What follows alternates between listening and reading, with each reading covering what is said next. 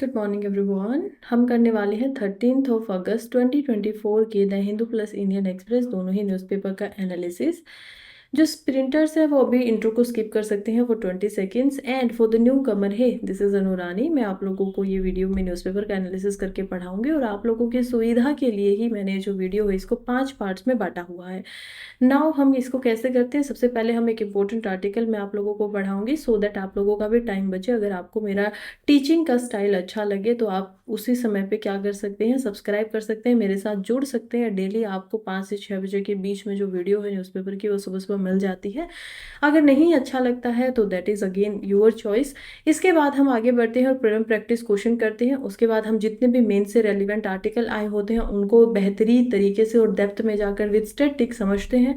इसके लास्ट में जब हम पहुंचते हैं तो हम देखते हैं प्रीलिम से रिलेटेड आर्टिकल्स को, न्यूज़ को, जो कि ऑब्वियसली दो न्यूज़पेपर में इतनी ज़्यादा नहीं होती है। तो मैं क्या करती हूँ, पीआईबी वगैरह और इससे अलग जितने भी सोर्सेज हैं करंट अफेयर से रिलेटेड, वहाँ से न्यूज़पेपर के लिए जो प्रीलिम स्पेसिफिक न्यूज़ होती है उनको इकट्ठा करती हूँ। नाउ एट द एंड हम क्या करते हैं, एट द एंड हम पढ़ते हैं मैपिंग को।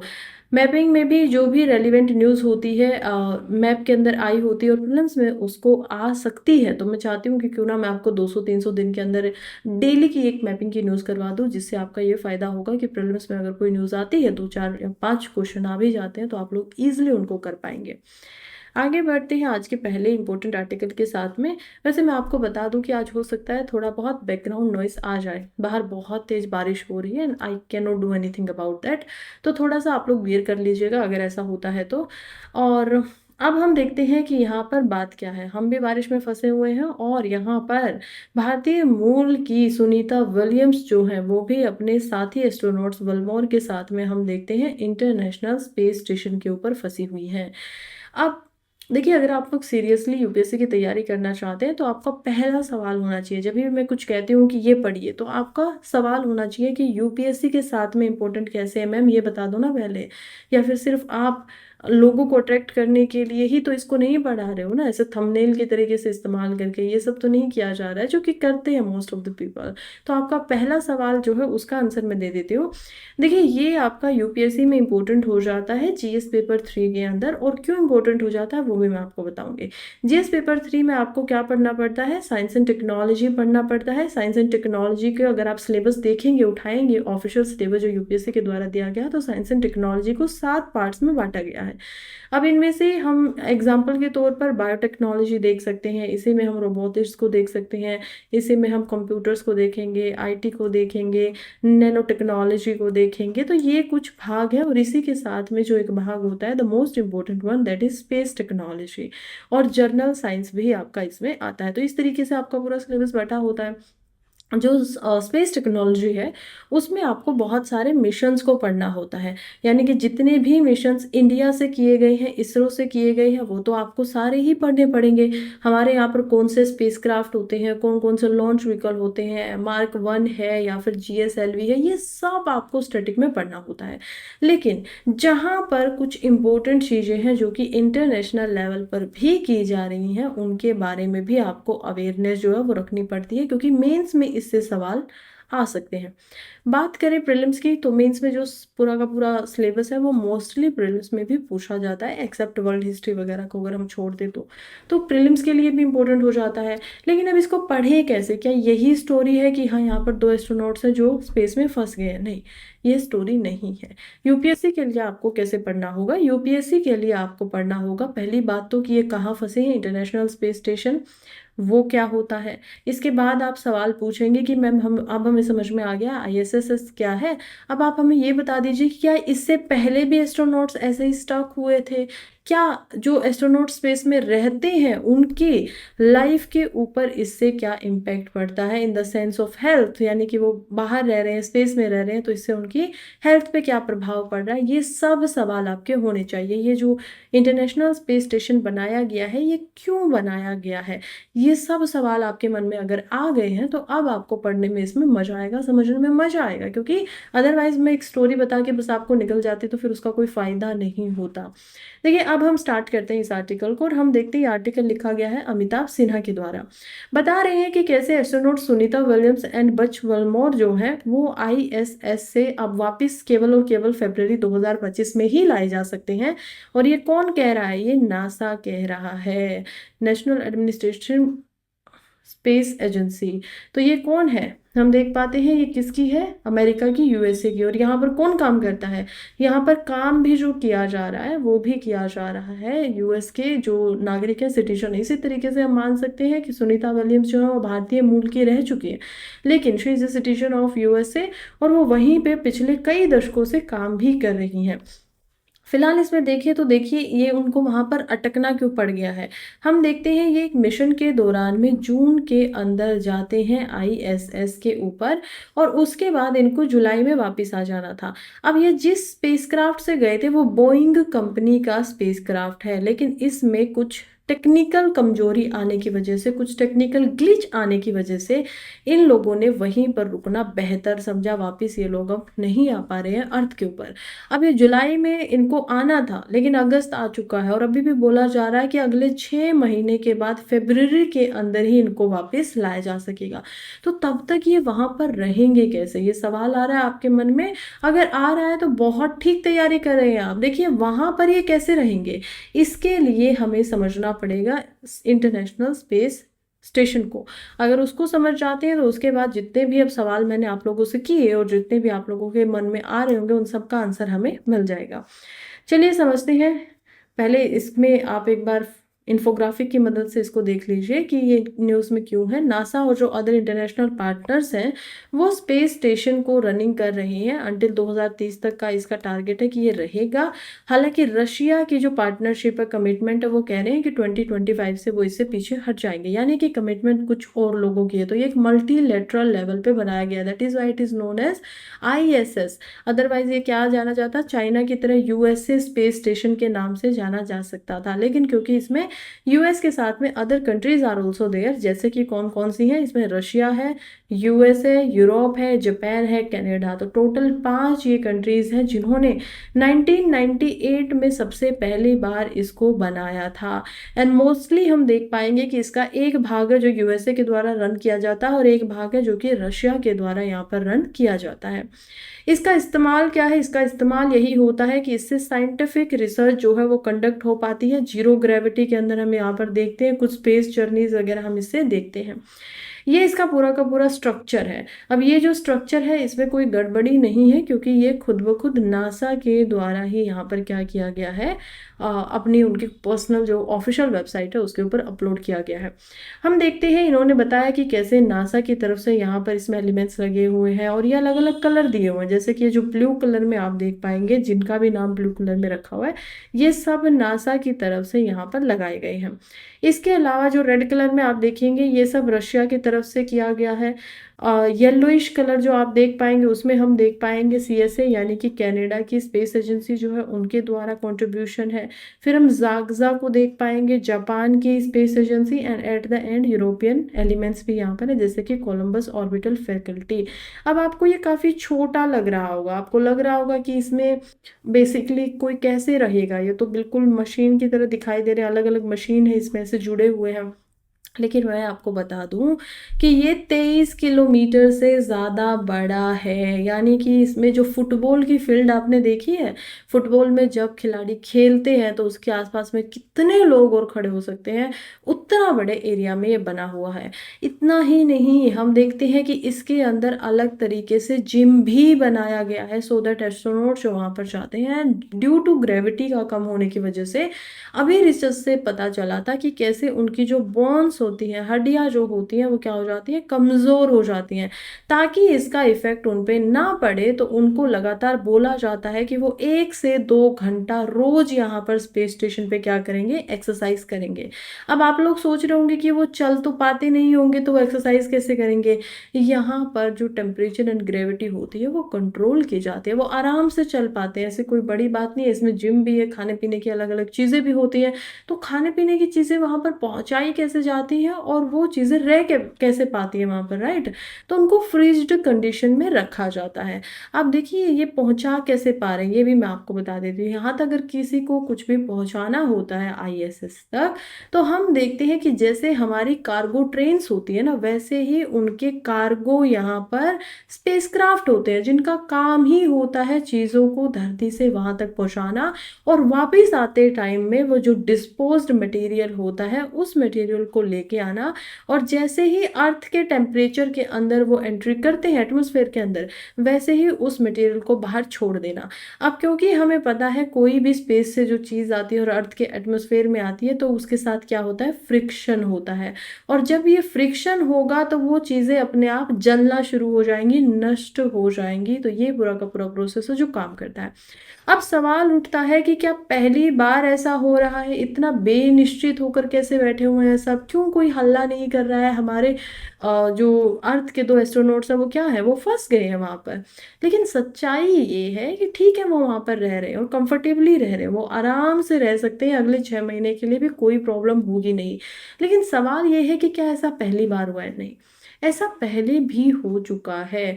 और मैं अगर आपको बताऊं तो सुनीता विलियम्स जो है वो ऑलरेडी पहले भी 2 बार ISS पे जा चुकी हैं। अब तक हम देखेंगे कि रशिया में 2001 के अंदर सबसे ज़्यादा दिनों के लिए अप्रोक्सीमेटली 420 डेज के लिए एक एस्ट्रोनॉट्स थे जो स्पेस स्टेशन के ऊपर रहे थे more than 1 year. It is a huge thing, right. तो ऐसा ही हम देखते हैं कि यहाँ पर बहुत लंबे लंबे दिनों के लिए एस्ट्रोनॉट जो हैं वो रह सकते हैं, 1-1 साल के लिए भी रह सकते हैं।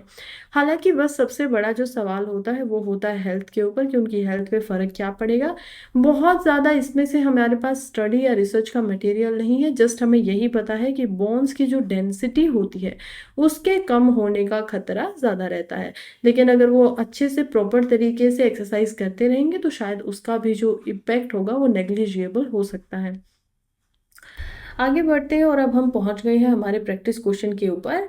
कह रही हैं कि लेक ऑफ अफ्रीका जो है उनको नॉर्थ से साउथ के अंदर अरेंज कर दीजिए। मैंने आप लोगों को ऑलरेडी जो है ये पढ़ाया हुआ है, और क्योंकि ये एक PYQ है, सवाल जो है UPSC के अंदर पूछा जा चुका है ऑलरेडी, तो आपको क्या करना है, अब आपको याद रखना है इन सारी चीज़ों को कि सवाल कैसे पूछे जाते हैं, और जब भी मैं आपको कोई भी मैपिंग से रिलेटेड पार्ट पढ़ाती हूँ तो उस पर पूरा फोकस करना है।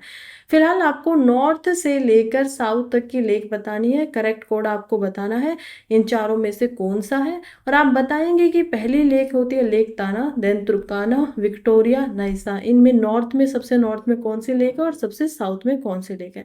जल्दी से मुझे आंसर जो है आप लोग दे दीजिए, कमेंट बॉक्स में लिख दीजिए, तब तक मैं आपको आंसर अभी बताती हूँ। चलिए यहाँ पर ना समझने की बजाय क्यों ना हम इसको इन्फोग्राफिक्स की मदद से ही समझते हैं। ये मैप आप देख पा रहे हैं, ये अफ्रीकन कॉन्टिनेंट का हमें मैप दिखाई दे रहा है। हम देख पाते हैं कि कैसे अफ्रीकन कॉन्टिनेंट के जो नॉर्थ है उसमें मेडिटेरियन सी लगता है। अगर हम नॉर्थ और वेस्ट के अंदर जाएंगे तो रेड सी को देख पाएंगे, नीचे आएंगे तो इंडियन ओशन, यानी कि वेस्ट में इसके इंडियन ओशन लगता है, साउथ में इसके सदर्न ओशन लगता है।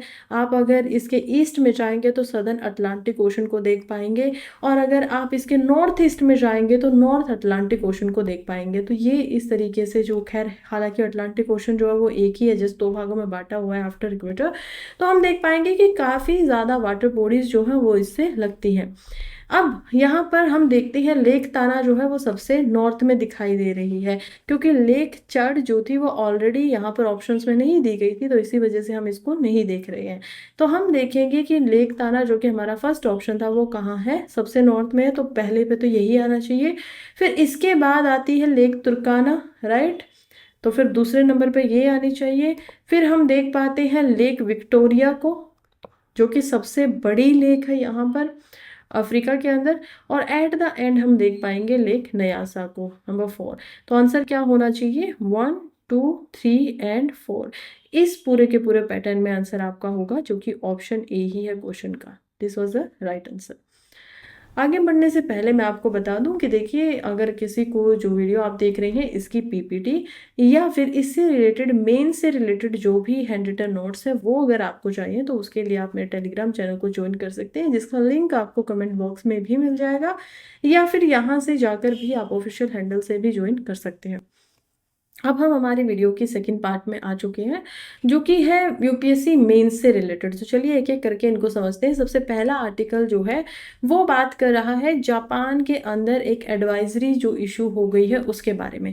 देखिए हमें पता है जापान जो है वो एक ऐसी कंट्री है जहाँ पर अर्थक्वेक ज़्यादा मात्रा में आते रहते हैं। रीज़न बिहाइंड दैट, क्योंकि कॉन्टिनेंटल और जो कॉन्टिनेंटल प्लेट्स है वो क्या कर रही हैं, सबडक्ट कर रही है। एक प्लेट ऐसी है जो कि सॉरी ओशनिक और कॉन्टिनेंटल, एक क्या होगी नीचे की तरफ चली जाती है और एक ऊपर की तरफ आ जाती है। अब जैसे ही दो प्लेट होती है, हमें पता है जब दो प्लेट है टेक्टोनिक प्लेट वो आपस में आ रही है तो इसको क्या बोला जाता है, कन्वर्जेंस। जब ये कन्वर्जेंस होती है तो इसमें दो स्थितियां हो सकती हैं। जैसे कि पहली क्या होगी, जो भी प्लेट भारी होगी, जो कि यूजुअली कौन सी प्लेट भारी होती है, ओशनिक प्लेट, वो नीचे चली जाती है और कॉन्टिनेंटल प्लेट थोड़ा ऊपर आ जाती है। और यहाँ पर हम देखेंगे कि कैसे इस एरिया में क्या बनना शुरू हो जाता है, काफ़ी सारे वॉल्केनोज वगैरह बनने शुरू हो जाते हैं। इसी का दूसरा रूप होता है, कुछ प्लेट्स ऐसी होती हैं जो एक दूसरे से दूर जाती हैं। अब ये जो प्लेट्स दूर जा रही हैं इनको डाइवर्जेंस बोला जाता है, डाइवर्जेंस। अब इसमें क्या हो रहा है, इसमें हम देखेंगे ट्रेंच बनता हुआ जाता है। इस ट्रेंच से क्या होगा, इस ट्रेंच से हम देखेंगे मलबा जो मैग्मा था वो बाहर आएगा, वो सूखता चला जाएगा और सूखते सूखते ये क्या हो रहा है, बहुत सारी मिड रिज भी हम इसको बोल पाएंगे। ज़्यादातर ये समुद्र में या फिर जो अदर एरियाज है वहाँ पर हम इसको देख पाते हैं। कुछ इस तरीके का ये हमारा अर्थ का जो नीचे का लिथोस्फीयर के नीचे का स्ट्रक्चर होता है वो ऐसा बना होता है, क्योंकि बहुत सारी हमारी अर्थ जो मेजर 7 प्लेट्स में बटी हुई है और 16 माइनर प्लेट्स में भी बटी हुई है। फिलहाल हम देखेंगे कि अर्थक्वेक आता क्यों है। अर्थक्वेक जब ये टेक्टोनिक प्लेट्स अपनी मूवमेंट करती हैं तब हम देखते हैं कि वहाँ से जो एनर्जी रिलीज होती है उसी को अर्थक्वेक बोला जाता है। अब इसकी अलग अलग चीज़ें जो आप लोगों को स्टडी के हिसाब से मैं भी एक बार थोड़ा सा रिवीजन करवाते हुए आगे चलूंगी, लेकिन फिलहाल के लिए हम देखेंगे कि जापान के अंदर बहुत सारे अर्थक्वेक आते हैं और मैग्नीट्यूड भी जापान में काफ़ी भयंकर होते हैं, इतना छोटा नहीं आता है। अब सबसे पहले मैग्नीट्यूड ही समझ लेते हैं क्योंकि आर्टिकल फिर समझ में आएगा। तो ये मैग्नीट्यूड है। मैग्नीट्यूड क्या होता है, रिक्टर स्केल के ऊपर अर्थ के जो मैग्नीट्यूड है अर्थक्वेक का, भूकंप का, उसको मापा जाता है। और ये कितने से कितने में मापा जाता है, हम देखेंगे 1 से लेकर 10 तक का ये मापा जाता है। 1 जो होता है उसमें सबसे कम खतरा होता है यहाँ पर किसी भी डैमेज का, और 10 में सबसे हाईएस्ट हम देख पाएंगे खतरा होता है सभी चीज़ों के लिए, एनिमल्स के लिए, इमारतों के लिए, मानव के लिए, इन सब के लिए। यहीं पे हम देखेंगे 2 का जो मैग्नीट्यूड होता है उसको हम सिस्मोग्राफ के ऊपर या फिर रिक्टर जो स्केल होता है उसके ऊपर इसको मापते हैं। और सिस्मोग्राफ के ऊपर क्या मापा जाता है, सिस्मोग्राफ के ऊपर हम देख पाएंगे यहाँ पर मापी जाती हैं वेव्स। ओके, तो सिस्मोग्राफ के ऊपर क्या मापी जाती है, वेव्स नापी जाती है, इंटेंसिटी मापी जाती है कि कितनी स्पीड से धरती से जो तरंगे थी वो ऊपर की तरफ आ रही हैं और उनका हमें पता चलता है इंटेंसिटी के लिए। जब हम 3 से 5 के बीच में आते हैं तो नॉर्मल अर्थक्वेक माना जाता है, यानी कि जो आपके पोट वगैरह अगर कुछ रखे भी हुए टेबल वगैरह पे वो थोड़ा बहुत वाइब्रेट करेंगे। जब ये 5 मैग्नीट्यूड का होगा तो जो भी टेबल के ऊपर कुछ रखा होगा वो नीचे गिर जाएगा। फिर जब 6 मैग्नीट्यूड का आता है तो हम देखते हैं हमारी जो इमारतें होती हैं, घर होते हैं, बिल्डिंग्स होते हैं, वो क्या करने लग जाती हैं, वो भी हिलना शुरू कर देती हैं। 7 मैग्नीट्यूड के आराम में ये जो इमारतें होती हैं इनमें नुकसान देखने को मिलता है, कुछ हो सकता है कि इनके कुछ पार्ट जो है वो टूट जाए। 8 में हम देखते हैं कि हमारी जो बिल्डिंग्स होती हैं, हाउसेज होते हैं, उनको डिस्ट्रक्शन जो है वो काफ़ी हद तक नुकसान पहुंच जाता है। 9 से लेकर 10 के बीच में तो हम देखते हैं कुछ भी आ जाए फिर उसके बीच में वो सारी की सारी चीज़ें डैमेज होती ही हैं। अब हम देखते हैं जापान का केस। देखिए जापान में अभी एक एडवाइजरी जो है वो यहाँ पर निकाली गई है। एडवाइजरी का क्या मतलब होता है, आप किसी को सलाह दे रहे हैं। जापान में सलाह दी गई है कि ये जो जापान का एरिया है, इस जापान के एरिया के टोक्यो से कुछ आगे चलते शिजुओका नाम की जो एक लैंडमास है वहाँ पर क्या हो सकता है, एक मेगा अर्थक्वेक आ सकता है। अब आपने अर्थक्वेक तो सुना होगा, लेकिन what is the meaning of mega earthquake.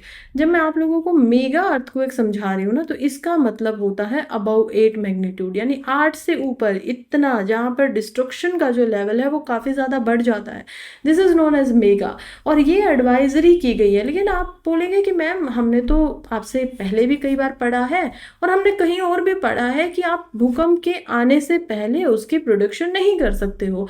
तो जापानीज ने क्या कोई नई टेक्नोलॉजी निकाल ली है क्या? नहीं, जापानियों ने कोई नई टेक्नोलॉजी नहीं निकाली और ना ही वो भविष्यवाणी कर रही हैं। तो फिर आप पूछेंगे कि आपने तो अभी बोला है कि उन्होंने बोला है कि यहाँ पर भूकंप आ सकता है। हाँ, आ सकता है, लेकिन क्या उसके पीछे कारण है वो जान लेते हैं। देखिए, ये कहते हैं कि अभी क्या हुआ है ना, अभी 7.1 मैग्नीट्यूड का एक भूकंप था जो कि जापान में आया था थर्सडे को, और ये first ever mega quake advisory निकाली भी गई है। क्यों निकाली जा रही है? क्योंकि ऐसा माना जाता है कि यहाँ पर जो नकाई ट्रॉफ का एरिया दिखाई दे रहा है, नकाई ट्रॉफ यहाँ पर एक एरिया है, इस एरिया में हम देख पाते हैं कि हमेशा क्या होता है, यहाँ पर 2 अर्थक्वेक आते हैं और इनको ट्विन अर्थक्वेक बोला जाता है। और क्योंकि अभी तक जापान में केवल और केवल एक ही भूकंप आया है, तो ये माना जा रहा है कि अब जो दूसरा भूकंप आएगा, जो कि 2-4 दिन 5-6 दिन के बीच में ही आता है, that is why it is known as twin earthquake, जब वो आएगा तो वो और ज़्यादा विनाशकारी या और ज़्यादा मेगा लेवल पे आएगा, क्योंकि 7.1 मैग्नीट्यूड पे ऑलरेडी आ चुका है, तो इससे ज़्यादा भयंकर आएगा। हो सकता है कि बिल्कुल भी ना आए, लेकिन क्योंकि पास्ट में ऐसा हुआ है, इसी वजह से ये अंदाजे जो है वो लगाए जा रहे हैं। चलिए आगे बढ़ के अर्थक्वेक के बारे में कुछ और इन्फॉर्मेशन देखते हैं। अर्थक्वेक का मतलब ही होता है शेकिंग ऑफ द अर्थ। क्यों किया जाता है? क्योंकि एनर्जी रिलीज हो रही है सेस्मिक वेव्स में, और हर डायरेक्शन में ये जो एनर्जीज होती हैं वो क्या करती हैं, रिलीज करती हैं। अब 2 शब्द आपको पता होने चाहिए प्रीलिम्स के पर्सपेक्टिव से। एक होता है हाइपोसेक्टर। हाइपोसेंटर में हम देख पाएंगे कि ये जो एरिया होता है ये होता है बिलो अर्थ के सरफेस के, यानी कि जहाँ पे जो अर्थक्वेक है वो स्टार्ट हुआ है उसके ऊपर होता है एपीसेंटर। एपीसेंटर वो लोकेशन होती है जो सेम टू सेम, यहाँ पे ये सरफेस लगा लीजिए आप, यहाँ से जो अर्थक्वेक है वो स्टार्ट होता है, वो इस तरीके से हर डायरेक्शन में जाने लगता है सिस्मिक वेव्स की तरीके से, और हम देखते हैं कि जैसे ही वो सरफेस पे बिल्कुल ऊपर आके यहाँ पे टच करता है, तो इस एरिया को, जहाँ से नीचे से भूकंप शुरू हुआ था, उसके ऊपर वाले एरिया को क्या बोला जाता है, एपिसेंटर। अब अर्थक्वेक की वेव्स की बात करें तो अर्थक्वेक में हम देख पाते हैं कि जो नॉर्मल वेव्स होती हैं वो 3 तरीके की होती है। पहली जो वेव्स होती है उनको बॉडी वेव्स बोला जाता है, जिसमें हम देखते हैं कि वो हर डायरेक्शन में ट्रेवल करती हैं बॉडी ऑफ द अर्थ के अंदर तक। ये एपिसेंटर को आप देखेंगे, यहाँ पर फोकस को देखेंगे, और यहाँ पर हम देखेंगे बॉडी वेव्स को। इन्हीं बॉडी वेव्स को डिवाइड कर दिया गया है पी वेव्स यानी कि प्राइमरी वेव्स में, और एस वेव यानी कि सेकेंडरी वेव्स में। सबसे बड़ी बात क्या है, प्राइमरी वेव्स जो होती हैं वो ज़्यादा फास्ट चलती हैं, उनको सरफेस पे वो सबसे पहले आती हैं, और इसी वजह से इनका जो नाम भी है वो क्या है, प्राइमरी वेव्स, यानी कि प्राथमिक जो तरंगे होती हैं वो रखा गया। क्यों? क्योंकि सबसे पहले ऊपर पहुंच जाती हैं। ये तीनों के तीनों जो हमारे मेटल्स होते हैं, सरफेस होता है, वो उसमें क्या करती है, मीडियम में ये एक्चुअली में जा सकती है, उनको पास कर सकती है, जैसे कि गैस से भी, लिक्विड से भी, सॉलिड से भी। इसी वजह से जब हम पी वेव्स को देखते हैं तो हम देख पाते हैं कि कैसे जो पी वेव्स है वो क्या कर रही है। ये बात सच है कि लिक्विड में आते ही वो थोड़ा सा रिफ्रैक्ट कर जा रही हैं, लेकिन वो पूरी की पूरी अर्थ को क्या कर सकती हैं, क्रॉस कर सकती हैं। जब हम आते हैं एस वेव्स पे, तो एस वेव जो होती हैं वो थोड़ा सा टाइम लेकर आती है, इसी वजह से इनका नाम सेकेंडरी वेव्स है, और ये केवल और केवल सॉलिड मटेरियल में ही यहाँ पर क्या कर सकती है, सॉलिड मटेरियल के अंदर ही ट्रेवल कर सकती है। इसी वजह से ये कोर का जो आउटर कोर है, जो हमें पता है कि लिक्विड है, उससे क्या नहीं कर पाती है, उसको ये क्रॉस नहीं कर पाती, और इसी वजह से जो बीच का एरिया होता है, जैसे कि एस वेव्स का देखेंगे तो ये पूरा का पूरा जो एरिया है 103 डिग्री ईस्ट से लेकर 103 डिग्री वेस्ट तक, ये जो एरिया है ये क्या है, पूरा का पूरा शेडो जोन होता है। अगर हम बात करें प्राइमरी वेव्स की, क्योंकि ये लिक्विड में आते ही थोड़ा रिफ्रैक्ट कर जाती है, वैसे तो इनको ऐसे आना चाहिए था, लेकिन ये ऐसे ना आकर रिफ्रैक्ट करके ऐसे आई हैं, तो ये जो 103 डिग्री से 150 डिग्री वेस्ट में और 103 डिग्री से 150 डिग्री हम देखेंगे यहाँ पर ईस्ट के अंदर, ये क्या होता है, ये पी वेव्स जो हैं उनका शेडो जोन होता है, कि यहाँ पर वेव्स नहीं आ रही हैं, that is why it is known as shadow zone. अब हम देखेंगे दूसरे टाइप की वेव्स जो कि होती है सरफेस वेव्स। अब ये जो सरफेस वेव्स है, नाम से ही समझ में आ रहा है कि ये क्या करती है, सिर्फ सरफेस पे ऊपर की तरफ जाती है, यानी कि अंदर की तरफ नहीं जाती हैं। अब ये जो सरफेस वेव्स होती है ना, ये क्या करती है, जैसे प्राइमरी वेव्स यहाँ पर आकर सरफेस से टकराती हैं, वैसे ही हम देख पाते हैं कि ये जो सरफेस वेव्स है उनका जन्म हो जाता है। अब ये सबसे ज़्यादा विनाशकारी होती है, क्योंकि बॉडी की जो वेव्स है ना, वो इतना ज़्यादा खतरा पैदा नहीं कर रही है, जितना ज़्यादा डिस्ट्रक्शन, जितना ज़्यादा डैमेज, जितनी ज़्यादा प्रॉब्लमेटिक सिचुएशन हमें सरफेस वेव्स की वजह से देखने को मिलती है। इनको भी हमने दो भागों में बांटा हुआ है। ये डिस्प्लेसमेंट कर देती हैं रॉक्स का, मोस्ट डिस्ट्रक्टिव दिखाई देती हैं। सिस्मोग्राफ पे अगर देखें तो सबसे लास्ट में रिपोर्ट की जाती हैं। लास्ट में क्यों की जाती है, क्योंकि पहले सेकेंड प्राइमरी वेव्स आएंगे, उनके कुछ सेकंड के बाद में सेकेंडरी वेव्स, और इन्हीं से क्या हुई है, सरफेस वेव्स हम देख पाएंगे जन्म लेती है इन्हीं की वजह से, तो इसी वजह से लास्ट में रिकॉर्ड होंगी। लव वेव्स होती हैं जो कि हम देखेंगे उनका मोशन सेम होता है सेकेंडरी वेव्स की तरह, यानी कि वो क्या करती है, हॉरिजेंटल चलती है, विदाउट कोई वर्टिकल ऐसे ऐसे डिस्प्लेसमेंट नहीं कर रही है, वो ऐसे ऐसे जाएंगी, राइट, इस तरीके से वेव करती हुई जाएंगी। जब हम देखते हैं रेगुलर वेव्स के बारे में, तो ये क्या करती है, ग्राउंड को ऊपर नीचे करके क्या करती है, कभी ऊपर की तरफ करेंगे एक जगह पे, नीचे की तरफ, फिर ऊपर करेंगे, फिर नीचे करेंगे। तो इस वजह से जो भी ग्राउंड के ऊपर चीज़ें बनी होती है उनमें क्या होता है, वो ऊपर नीचे हो रही है। आप किसी चीज़ को ऊपर नीचे करके देख लिए तो उसके टूटने का जो खतरा होता है वो ज़्यादा बढ़ जाता है। ये हम इस तरीके से देख पाएंगे इनको। अब आगे देखते हैं तो समझते हैं कि क्या क्या कॉज होते हैं अर्थक्वेक के। कॉज क्या होते हैं, या तो कोई एनर्जी जो है वो फॉल्ट जोन से निकल रही है, जहाँ पर कोई कोस्टल वगैरह जो रॉक वगैरह वो टूट गई थी, या फिर जो सबसे इम्पोर्टेंट होता है एंड मोस्ट कॉमन होता है वो होता है मूवमेंट ऑफ टेक्टोनिक प्लेट्स की मूवमेंट की वजह से। तीसरा, कभी कभी छोटे अर्थक्वेक आते हैं वल्कनिक अरप्शन की वजह से भी, क्योंकि रॉक के अंदर हम देखेंगे मैग्मा वगैरह ज़्यादा था, और जब वो बहुत ज़्यादा प्रेशर लगा रहा था तो इसकी वजह से वाइब्रेशन जो है वो निकल गई। और लास्ट में आते हैं ह्यूमन एक्टिविटीज़ की वजह से। है, आपने क्या बोला, ह्यूमन एक्टिविटीज़ की वजह से भी आते हैं, बिल्कुल आते हैं। जब आप एक क्षेत्र के अंदर माइनिंग वगैरह करते हो या फिर एक्सप्लोजन कर देते हो केमिकल या न्यूक्लियर डिवाइसेस का, तो उसकी वजह से भी बहुत ज़्यादा बड़े मैग्नीट्यूड के नहीं लेकिन माइनर जो अर्थक्वेक होते हैं वो देखने को मिलते हैं। फिर हम देखते हैं कि अब इनको मापे कैसे। वैसे मैंने आपको बता दिया है, सिस्मोमीटर के ऊपर हम सेस्मिक वेव्स को मापते हैं, रिक्टर स्केल के ऊपर हम मैग्नीट्यूड वगैरह को देखते हैं, कितनी एनर्जी रिलीज हुई है, मर्सली स्केल जो होता है उस पर इंटेंसिटी जो होती है उसको देखा जाता है, विजिबल डैमेज कितना हो रहा है, और इसको 1 से 12 के अंदर में पहचाना जाता है। डिस्ट्रीब्यूशन की बात करें तो सरकम पैसिफिक जो बेल्ट है उसमें 81% अर्थक्वेक आते हैं। अब ये सरकम पैसिफिक बेल्ट क्या होती है, चलिए इसको भी समझ लेते हैं। हम देखेंगे यहाँ पर कि ये है एशिया का रीजन, इसको आप एशिया का रीजन ही मानिएगा, ठीक है, क्योंकि मैं आपको कुछ दिखाना चाहती हूँ, समझाना चाहती हूँ। और एशिया के यहाँ पर क्या होता है, एशिया के यहाँ पर हम देख पाते हैं नॉर्थ अमेरिका के रीजन को, right, this is north America, और यहाँ पर हम देख पाएंगे साउथ अमेरिका को। ओके, अब ये जो है इन दोनों के बीच में ये कौन सा ओशन है, पैसिफिक ओशन है।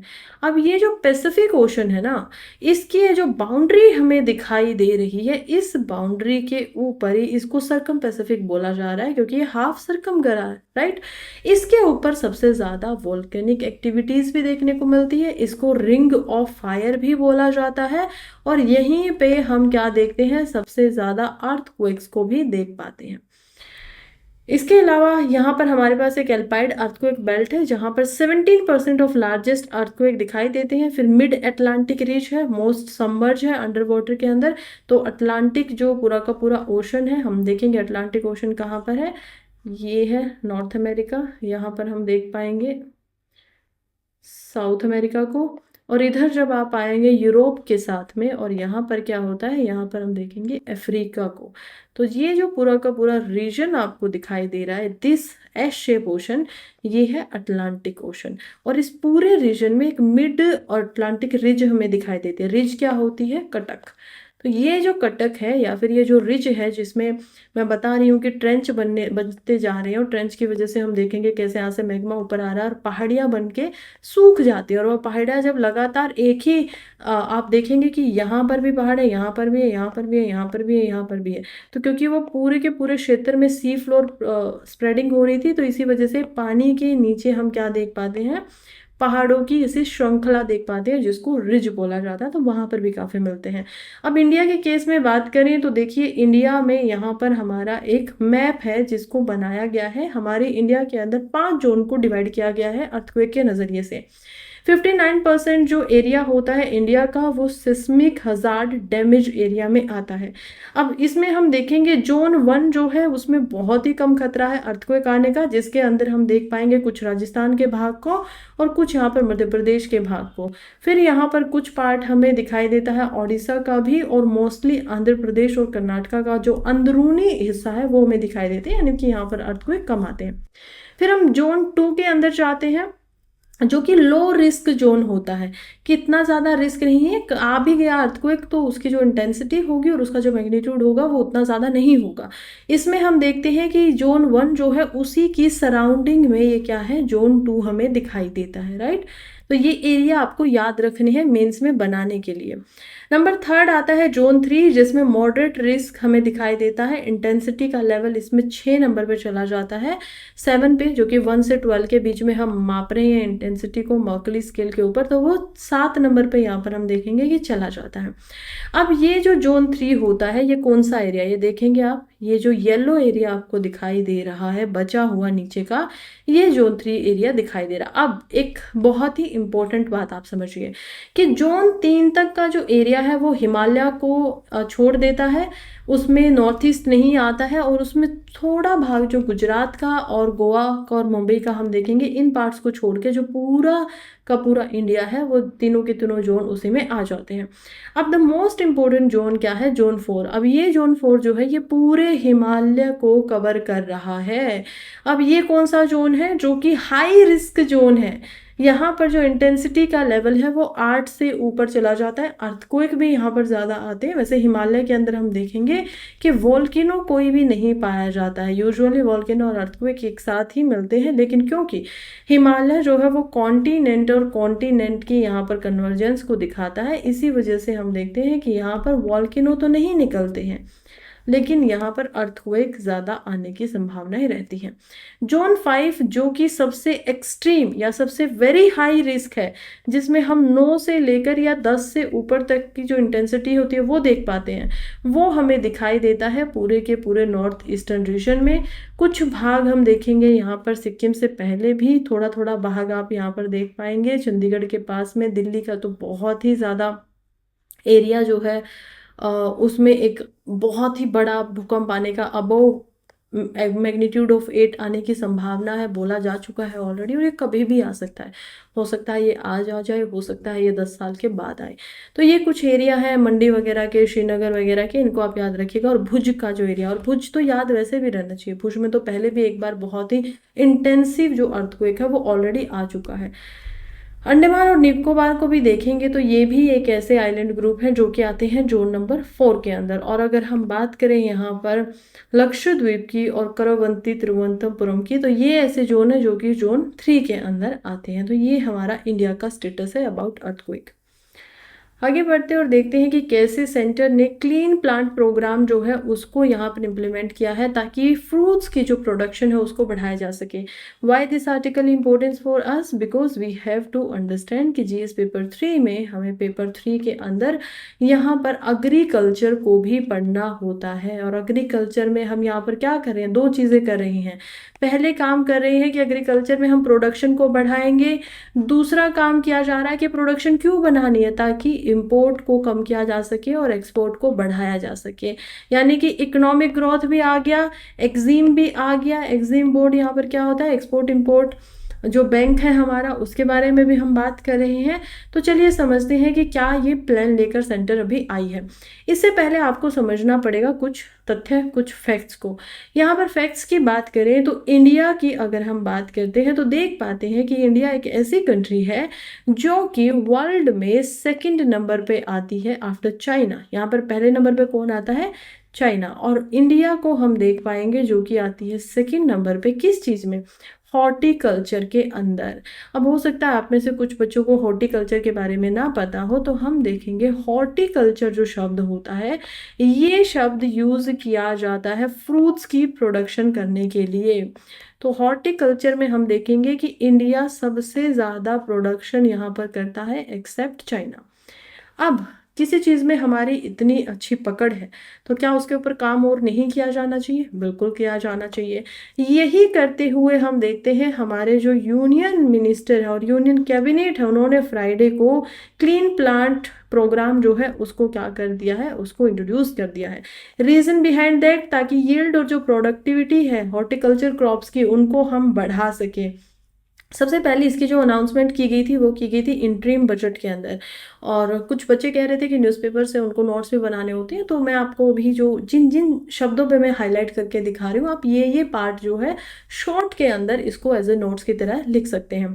तो हम देखते हैं कि बजट 2023 में सबसे पहले इसको इंट्रोडक्शन किया गया था। मेंस में सवाल आ सकता है, खासकर 10 नंबर का सवाल, तो इसको सबसे पहले किया गया था। अब की बार जो बजट दिया गया है उसमें हम देखते हैं जो मिनिस्ट्री ऑफ एग्रीकल्चर है उनको 1765 करोड़ रुपए दिए गए हैं for implementation of this budget. अब इसमें एक और इम्पोर्टेंट बात क्या हो जाती है कि ये जो मिशन है इसको डेवलपमेंट ऑफ हॉर्टिकल्चर के अंदर रखा गया है, जिसमें हम देखेंगे कि कुछ भाग तो ऐसा होगा, आधा 1765 करोड़ का तो आधा भाग तो ऐसा होगा जो कि हमारी खुद की मिनिस्ट्री जो है वो देंगी, और यहाँ पर आधा ऐसा लोन होगा जो कि एज अ लोन की तरीके से कहाँ से मिलेगा, एशियन डेवलपमेंट बैंक की तरफ से दिया जाएगा। अब एशियन डेवलपमेंट बैंक हम लोगों को पता है कि क्या होता है, एक ऐसा बैंक बनाया गया है यहाँ पर इंडिया के साथ में भी और अदर एशिया की जो कंट्रीज है उन्होंने मिलकर, जिसमें हमने क्या किया है, सभी ने पैसा इन्वेस्ट किया और 500 करोड़ रुपए हम देखते हैं कि मोस्टली यहाँ पर कंट्रीज ने शुरुआत में देकर इसको बनाया गया था। और ये किस कारण से था कि डेवलपमेंट के लिए जिस भी कंट्री को नीड होती है यहाँ पर किसी पैसे की, तो उनको वो पैसा प्रोवाइड किया जा सके। तो एक स्कीम आप देख सकते हैं कि मैं और आप लोग 10 लोग मिलकर अपना अपना पैसा अपना अपना पार्ट रख देते हैं कि चलिए 500 रुपये हम सब देते हैं, और अब मैं कहती हूँ कि मैंने 500 रुपये तो दे दिए लेकिन मुझे डेवलपमेंट के लिए लोन चाहिए और मुझे उसमें 2000 रुपये की ज़रूरत है। तो आप सब बोलेंगे कि ठीक है, हम लोग 10 थे, हमने 500 दिए, तो हमारे पास इतना पैसा है कि हम आपको 2000 रुपये दे सके, आपको इतने % यहाँ पर क्या देना पड़ेगा, ब्याज देना पड़ेगा। इसी तरीके से इस बैंक को बनाया गया था और अब इसका इस्तेमाल भी किया जा रहा है। हम देखते हैं कैसे एशियन डेवलपमेंट बैंक जो है वो इसको क्या करने वाला है, लोन के रूप में 50% जो अमाउंट है वो देने वाला है। अब इसमें काम क्या होगा, that is the most important thing. हम देखते हैं काम के ऊपर जब हम आते हैं तो इसको इसी वजह से किया जा रहा है, इसमें 3 बेसिकली चीज़ें जो है उसका इस्तेमाल किया जाएगा, और 3 क्या क्या है, चलिए वो इम्पोर्टेंट है, उनको ज़रा आराम से लिखते हैं। सबसे पहले तो यहाँ पर 9 क्लीन प्लांट की हम देखेंगे क्या किया जाएगा, सेंटर्स बनाए जाएंगे। तो 9 सेंटर बनाए जाएंगे इंडिया के अंदर अलग अलग भागों में, और वो किस लिए बनाए जाएंगे, क्लीन प्लांट्स के लिए, क्लीन प्लांट सेंटर्स के नाम से उनको जाना जाएगा। दूसरा यहाँ पर काम जो हो रहा है वो किया जा रहा है इंफ्रास्ट्रक्चर को इन्हेंस करना, इंफ्रास्ट्रक्चर को अच्छे से बढ़ाना और बनाना ताकि कोई भी प्रॉब्लम यहाँ पर ना रहे। तीसरे नंबर पर यहाँ पर जो फोकस किया जाएगा इसी प्लान के अंतर्गत वो होगा रेगुलेटरी बॉडी का यहाँ पर क्रिएशन करना, जो कि मॉनिटरिंग करती रहेगी कि यहाँ पर क्लीन प्लांट का इस्तेमाल हो रहा है या नहीं हो रहा है, तो इसके ऊपर पूरा का पूरा जो ध्यान है वो दिया जाएगा। यही काम हम देख पाते हैं, इसका मकसद भी है करने का। अब कौन कौन से 9 सेंटर हैं इंडिया में, इनमें हम देखेंगे एक सेंटर आता है पुणे के अंदर जिसमें ग्रेप्स जो होंगे उस पर पूरा पूरा ध्यान दिया जाएगा। बेंगलुरु में फिर से एक क्लीन प्लांट जो सेंटर है वो बनाया जाएगा जिसमें mango, guava, dragon fruit, avocado इन पे ध्यान दिया जाएगा। फिर एक नागपुर में होगा, बीकानेर के अंदर होगा, श्रीनगर, मुक्तेश्वर में हम देख पाएंगे, सोलापुर के अंदर, इन ईस्ट इंडिया एंड लखनऊ। तो ये ऐसी 9 जगह हैं जहां पर ICAR, Indian council of agriculture research के जो इंस्टीट्यूट है उनसे इनको लिंक करके इनके अंदर यील्ड को बढ़ाया जाएगा। यील्ड क्या होती है कि एक खेत से आपने कितना उसके ऊपर खर्च किया था और कितना बाद में प्रोडक्शन करके निकाला, और बीच का जो गैप है उसको यील्ड बोला जाता है।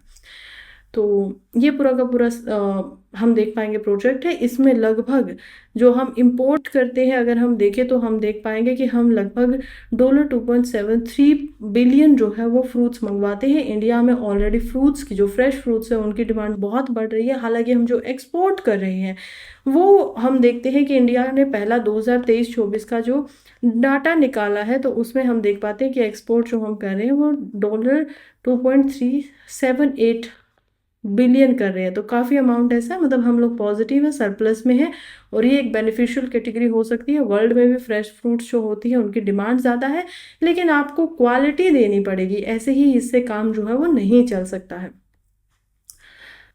आगे हम बढ़ते हैं और नेक्स्ट आर्टिकल बात कर रहा है provision to skip local trials for certain drugs, regulator rational. देखिए अब ये जो आर्टिकल है ना ये बात कर रहा है आपका ट्रायल्स को स्किप करने के लिए, यानी कि हेल्थ के अंदर एक हमारे लिए इम्पोर्टेंट हो जाता है। तो जीएस पेपर 3 में ही आपका हेल्थ भी आता है जिसमें आपको पढ़ाई करनी पड़ती है। अब हम हेल्थ के नज़रिए से, मेंस के नज़रिए से इसको देखेंगे तो हम देखते हैं कि इंडिया के जो यहाँ पर, रुकिए एक सेकंड के लिए जी, देखिए अब मैं आप लोगों को हाईलाइट कर करके यहाँ पर दिखाती रहूँगी। तो मैं बताती हूँ कैसे इंडिया के जो drug controller journal of India है उन्होंने 7 अगस्त को यहाँ पर कैटेगराइज किया है कुछ नई ड्रग्स को। नई ड्रग्स क्या, मेडिसिन की यहाँ पर बात हो रही है।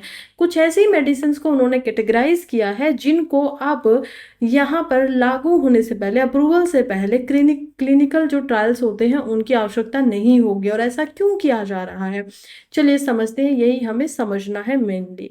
देखिए इसमें क्या हो रहा है ना कि कुछ ऐसी कैटेगरी ऑफ मेडिसिन है जिनके साथ में किया गया है, जैसे कि कोई रेयर डिजीज की मेडिसिन है या फिर कोई ऐसी मेडिसिन है जो कि न्यू सेलुलर या जीन थेरेपी में इस्तेमाल होगी। कुछ मेडिसिन जो होंगी वो आर्म फोर्सेस के लिए चाहिए होंगी।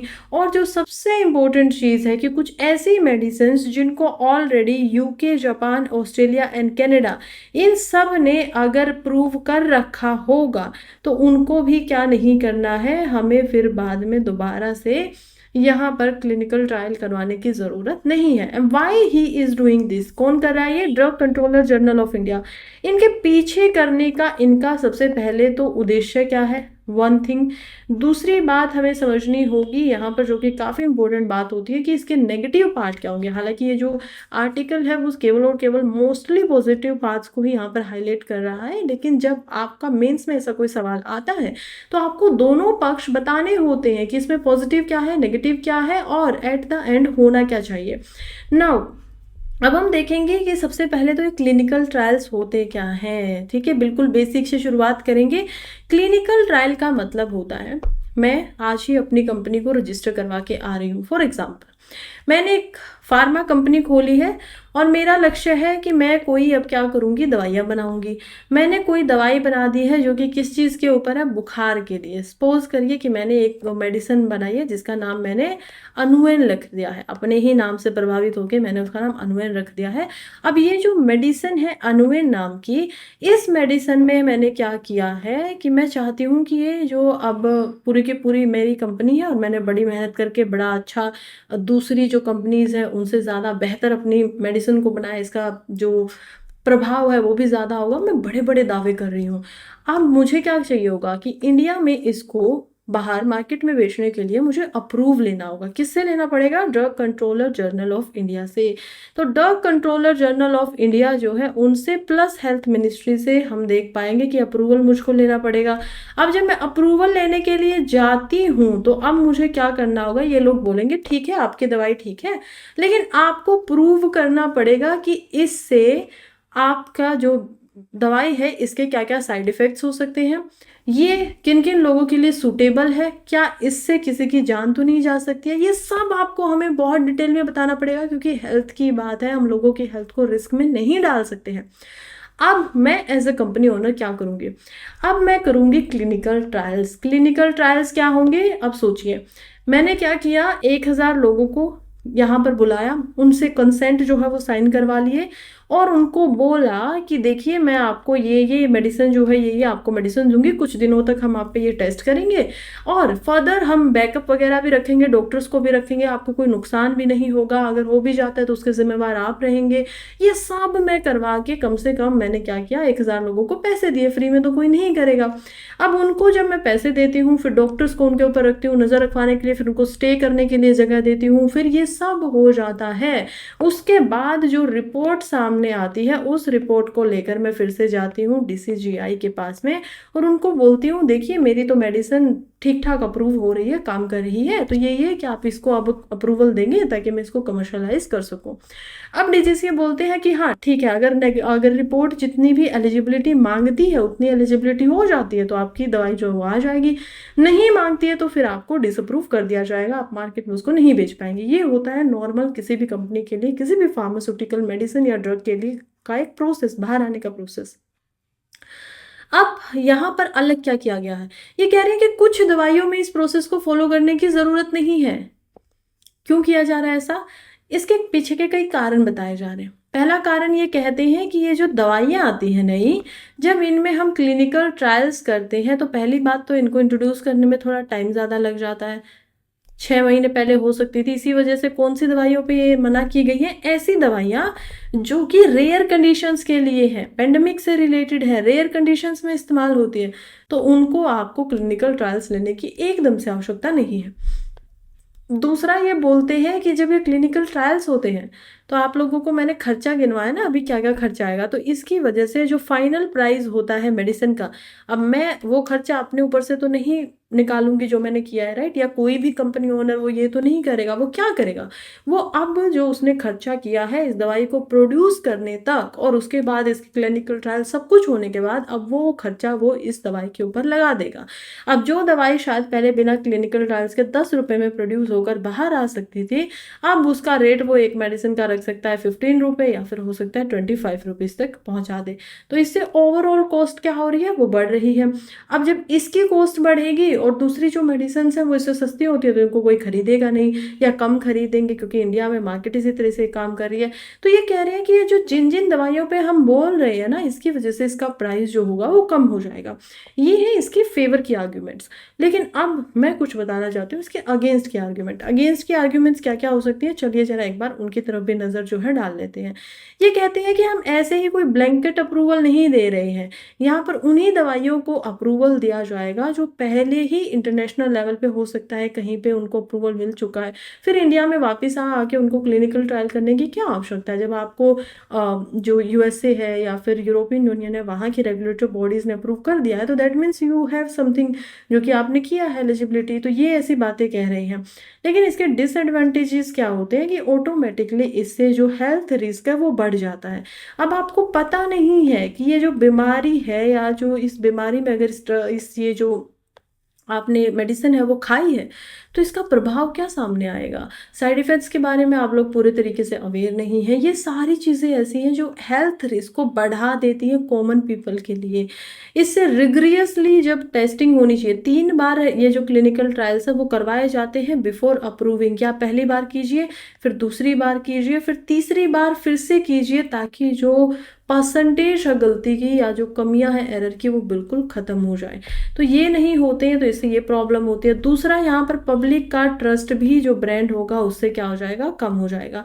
अगर उनको पता चल जाता है कि ये जो दवाई है इस पर कोई क्लिनिकल ट्रायल नहीं किए गए हैं तो उससे क्या होगा, ट्रस्ट कम हो जाता है पब्लिक का। ऑब्वियस सी बात है कि यार हम पे ही ट्रायल हो रही है, मतलब अब हम ही खा रहे हैं, हमसे ही पता चलेगा, ये एक प्रॉब्लम है।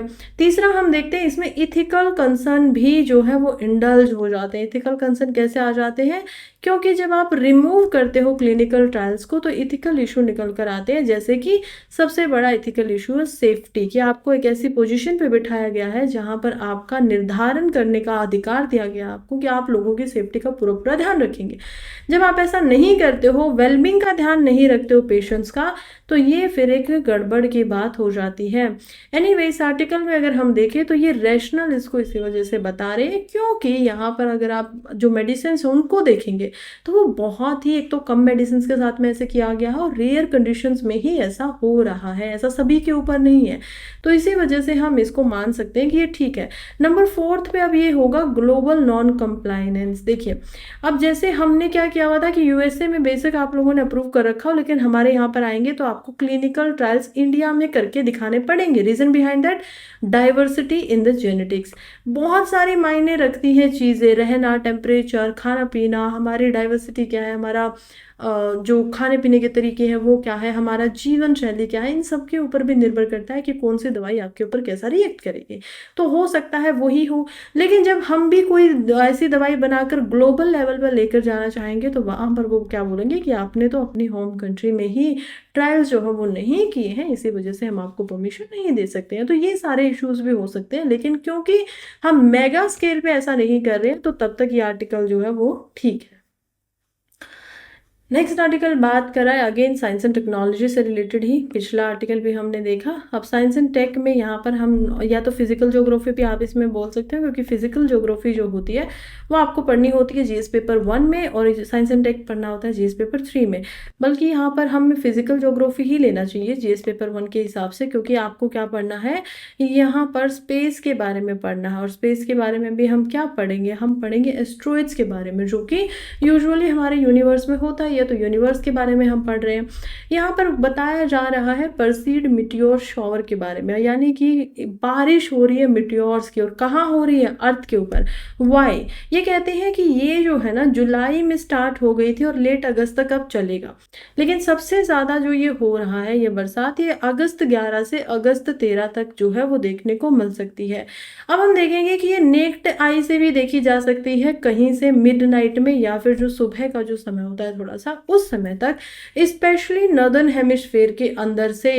लेकिन ये वेदर की कंडीशंस को कैसे इफेक्ट करती है, और ये मिटियोर शॉवर जो होता है वो क्या होता है, क्या इसमें कोई टेंशन लेने की बात है, या फिर ये ऑलरेडी जो एक फिनोमिना है वो होता ही रहता है। देखिए हमें पता है कि हमारी जो यूनिवर्स है उसमें बहुत सारी बॉडीज़ होती हैं, उसमें एस्ट्रॉइड्स भी होते हैं, उसके अंदर मिटियोर्स भी होते हैं, मेटेराइट्स भी होते हैं, और इनके हमने अलग अलग नाम भी रखे हुए हैं, राइट। अब मैं आपको बताती हूँ कि मिटियोर्स जो होते हैं ना वो क्या करते हैं, ऑर्बिट करते रहते हैं अराउंड द सन। तो ये ऑर्बिट कर रहे हैं जैसे हम भी ऑर्बिट करते हैं। कई बार ये क्या हो जाते हैं कि ये अर्थ की ग्रेविटी के साथ में मिलकर अर्थ के ऊपर आना लग जाते हैं। जैसे ही ये अर्थ के एटमॉस्फेयर के अंदर एंट्री करेंगे, वैसे ही ड्यू टू फ्रिक्शन इनमें आग लगेगी और ये जलना शुरू कर जाएंगे। लेकिन बहुत बार ये होता है कि ये फ्रिक्शन के बाद भी इनका जो कुछ पार्ट होता है वो बच जाता है। अब वो पार्ट क्या करेगा, अब वो पार्ट धरती से आकर टकराएगा। हालांकि ये बहुत बड़े नहीं होते हैं एज़ कम्पेयर टू एस्ट्रॉइड्स की अगर हम बात करें, तो ये क्या करते हैं, लेक वगैरह बना देते हैं। हम देखते हैं ऐसी ही लेक आपको एक महाराष्ट्र के अंदर भी मिलेगी, मेट्रोइड लेक्स, वहाँ से भी हमें अंदाज़ा हो जाता है कि हाँ पास्ट में ये ऐसे आकर टकराए थे। अब ये इतनी ज़्यादा संख्या में नहीं आते हैं कि इनको शावर का नाम लिया जाए, ठीक है, मतलब ऐसा है नॉर्मली आते रहते हैं, 2-4 दिन में एक आ गया होगा, 5-6 दिन में एक आ गया होगा। लेकिन जब शावर की क्या बात है कि एक दिन में 90 मेट्रोइड्स जो हैं जब वो अर्थ की तरफ आते हैं तो ये इसको बोला जाता है शावरिंग। अब ये कब हो रहा है, हम देखते हैं यहाँ पर कि एक जो पर्टिकुलर मेट्योर है जो कि काफ़ी बड़ा है, बहुत ही ज़्यादा बड़ा उसका साइज है, वो मेट्योर हम देख पाते हैं स्विफ्ट टटल। अब ये भी क्या करता है, अराउंड द सन हर एक मेट्योर्स की तरह ऑर्बिट करता है। जब ये अराउंड द सन ऑर्बिट कर रहा होता है तो ये एक ऐसे पाथ में आता है, 133 साल के अंदर ये अपना जो पूरा का पूरा ऑर्बिटिंग होती है, इसकी रिवॉल्विंग होती है, वो कंप्लीट कर पाता है। और एक सिचुएशन ऐसी आती है कि ये क्या करता है, जो इसकी डेब्रीज होती है, जो थोड़ा बहुत टूटता रहता है आपस में, वो डेब्रीज जो होती है वो अर्थ भी रिवॉल्व कर रही है सन के अराउंड, और वो अर्थ की ग्रेविटी उसको खींच लेती है, जिस वजह से हम देखते हैं कि वो यहाँ पर डेब्री जो है उस मिट्योर से निकलने वाली वही शावर की तरह आती रहती है। हालांकि ये बिल्कुल ऐसा नहीं है कि हर साल ही होता है, ये हो सकता है, डिपेंड करता है। हम देखते हैं कि उस समय पे लोकेशन जो है वो स्विफ्ट टर्टल की कहाँ पे है। इसके बारे में सबसे पहले लेट 1990s में एक साइंटिस्ट जो थे वो स्विफ्ट टर्टल को पढ़ रहे थे, उन्होंने इसके बारे में नोटिस किया था और वो बताए थे कि कैसे मिड 2126 के अंदर ये भी हो सकता है कि ये अर्थ से टकरा जाए। लेकिन हालांकि जब इसमें ज़्यादा स्टडीज़ की गई तो पता चला कि अभी आने वाले काफ़ी समय तक इसका कोई भी प्रभाव जो है वो नहीं पड़ेगा, अर्थ से ये नहीं टकराएगा, एटलीस्ट फॉर 2 मिलियन तक तो बिल्कुल भी नहीं। तो खैर अभी के लिए अर्थ जो है वो बिल्कुल सेफ है और ये शावर जो है ये 1 घंटे में 60 से ज़्यादा मिट्योर्स जो है वो निकाल सकता है। तो ये फायर बॉल की तरह आपको दिखाई देंगी, छोटी छोटी, और मोस्टली अर्थ तक नहीं पहुंच पाती, एटमॉस्फेयर में ही जाके मेसोस्फेयर के अंदर जैसे ही एंटर करती है वहीं से क्या हो जाती है, फ्रिक्शन की वजह से जलना शुरू हो जाती है। नेक्स्ट आर्टिकल बात कर रहा है कि जैसे जैसे क्लाइमेट चेंज हो रहा है, अब ये जीएस पेपर 3 में ही एनवायरनमेंट के अंदर हम इसको देख पाएंगे। जैसे जैसे क्लाइमेट चेंज हो रहा है वैसे वैसे ग्लोबल वार्मिंग बढ़ रही है, वैसे वैसे हम देखेंगे कि यहाँ पर लोगों को गर्मी ज़्यादा लग रही है, गर्मी ज़्यादा लग रही है तो एनर्जी की डिमांड ज़्यादा बढ़ रही है, एनर्जी की डिमांड ज़्यादा बढ़ रही है तो इलेक्ट्रिसिटी ज़्यादा बन रही है, इलेक्ट्रिसिटी ज़्यादा बन रही है तो कोल का यानी कोयले का इस्तेमाल ज़्यादा हो रहा है, कोयले का इस्तेमाल ज़्यादा हो रहा है तो कार्बन डाइऑक्साइड ज़्यादा छूट रही है, कार्बन डाइऑक्साइड ज़्यादा निकल रही है तो ग्लोबल वार्मिंग पे इफेक्ट और ज़्यादा हो रहा है, ग्लोबल वार्मिंग और ज़्यादा हो रही है। क्यों? क्योंकि कार्बन डाइऑक्साइड जो है वो ग्रीन हाउस गैस है और हमें पता है कि ग्रीन हाउस गैस जो होती हैं वो अर्थ से वापस जाने वाली रेडिएशन जो होती है सन की नाइट को, उनको वापस नहीं जाने देती है, उनको ट्रैप कर लेती है, जिसकी वजह से ऊपर की जो हवाएं होती हैं वो गर्म होना शुरू हो जाती हैं। प्रेशर की वजह से वो हम देखते हैं स्ट्राटोस्फेयर या ट्रोपोस्फेयर के ऊपर नहीं जा पाती, इसी वजह से वो अपनी डायरेक्शन बदल लेती हैं और डायरेक्शन बदलकर हम देखते हैं पोल्स को और अंटार्कटिका के जो एरिया है वो क्या हो रहे हैं, सबसे ज़्यादा गर्मी के शिकार हो रहे हैं। ये इस आर्टिकल का क्रक्स था जो मैंने आपको 1-1.5 मिनट में समझा दिया। अब इसमें कुछ तथ्य हैं वो देख लेते हैं। तथ्य कह रहे हैं कि जितनी ज़्यादा एसियाँ बिक रही हैं गर्मी की होने की वजह से, उतनी ही ज़्यादा गर्मी आगे और होने वाली है। लेकिन क्या इसका मतलब ये है कि अब बिल्कुल एसियों को खरीदना ही बंद कर दो? ऐसा भी नहीं किया गया है। यहाँ पर हम देखते हैं कि अभी 2050 तक, ये चिंता का विषय इस वजह से हो गया है कि 2050 तक माना जा रहा है कि आज पूरे वर्ल्ड में जितनी एसी एयर कंडीशनर हैं वो ट्रिपल हो जाएंगे, 3 गुना हो जाएंगे, बढ़ जाएंगे। यानी कि उनके लिए फिर क्या होगा कि जो इलेक्ट्रिसिटी की डिमांड है वो भी ज़्यादा होगी, उसको बनाने के लिए फिर से कार्बन डाइऑक्साइड निकलेगी। तो ये पूरा चक्र जो है वो चलता रहेगा और ऐसे ही गर्मी बढ़ती रहेगी। ये डाटा हमें दिखाई देते हैं। इंडिया में सबसे बड़ी प्रॉब्लम ये है कि इंडिया में टोटली अभी भी हम देख पाते हैं कि क्योंकि इंडिया जो है वो एक गर्म प्रदेश है, 49% जो एसी है पूरे वर्ल्ड में वो क्या है, इंडिया के अंदर दिखाई देती है। आफ्टर चाइना, चाइना यहाँ पर सबसे पहले नंबर पे आ रहा है। हम देखते हैं कि इतनी ज़्यादा जो एसी है उसका लिए उतनी ही ज़्यादा डिमांड जो होगी वो चाहिए कि इलेक्ट्रिसिटी के लिए। लेकिन इंडिया में थोड़ा सा ना हमें एक अलग तरीके का सिनेरियो दिखाई देता है। यूजुअली अगर हम अदर वर्ल्ड कंट्रीज़ में देखें तो वहाँ पर एफिशिएंसी के ऊपर ज़्यादा ध्यान दिया जाता है। एफिशिएंसी क्या है? एफिशिएंट का मतलब होता है कि आप कम बिजली के अंदर ज़्यादा ठंड दे सके। उसके लिए क्या लेना पड़ता है? 5 स्टार एसी आपको लेनी पड़ती है। लेकिन इंडिया में जो सबसे कम एसी मिल जाती है 3 स्टार, वो मिलती है लगभग 29,000 से 33,000 के बीच में। सबसे सस्ती यूनिट की बात कर रही हूँ, डिपेंडिंग अपॉन द कंपनी, कोई बड़ी भी हो सकती है। ये न्यूज़पेपर के अंदर पूरा का पूरा डाटा दिया गया है, मैं आपको दिखा भी देती हूँ यहाँ पर। तो ये बताते हैं, देखिए कैसे यहाँ पर क्या है, 29,000 से हम देख पाते हैं कि यहाँ पर शुरुआत जो इंडिया में हो जाती है। लेकिन जब हम बात करते हैं 5 स्टार एसी की तो वो कितनी होती है, वो लगभग यहाँ पर 36,000 से स्टार्ट होती हैं। जिस वजह से जो नॉर्मल इंडियन होते हैं वो किसको चूज़ करते हैं, वो 3 स्टार को ही चूज़ करते हैं, जिसकी वजह से शॉर्ट टर्म में तो उनका पैसा जो है वो कम हो जाता है, लेकिन लॉन्ग टर्म में बिजली का जो बिल होता है, इलेक्ट्रिसिटी बिल होता है, प्रोडक्शन है वो ज़्यादा मांगती है, वो सब हमें दिखाई देता है। इसी वजह से इंडिया को क्या करना चाहिए, अपना थोड़ा ध्यान जो है, फोकस जो है वो ज़्यादा लगाना चाहिए इस दिशा में। नाउ अब हम आ गए हैं यूपीएससी प्रीलिम्स से रेलिवेंट न्यूज़ की तरफ, जल्दी जल्दी इनको कवर करते हैं। सबसे पहले न्यूज़ बात कर रही है बायोटेक्नोलॉजिस्ट ने, जिन्होंने डिफरेंट जो यूज़ होता है नाइट्रोजन का राइस की वैरायटीज़ में, उनको पहचान दिया है। अब इससे क्या फ़ायदा होगा ये समझना पड़ेगा। देखिए बायोटेक्नोलॉजिस्ट जो है, अब ये तो आप समझ ही गए होंगे, साइंस एंड टेक में इंपॉर्टेंट है, तो साइंस के अंदर से ही ये आएगा। ये देखते हैं हम गोविंद सिंह इंद्रप्रस्थ यूनिवर्सिटी के अंदर न्यू दिल्ली में है, जिन्होंने जो अलग अलग वैरायटी होती है राइस की, जैसे कि आप यहाँ पर गोल्डन राइस देख पाएंगे, रेड राइस देख पाएंगे, इसी में वाइट राइस भी हमें दिख रहा है, बासमती भी दिखाई दे रहा है। तो ये जो सब राइस है ये कितना ज़्यादा नाइट्रोजन का इस्तेमाल कर पाते हैं उसका यहाँ पर पता चल चुका है।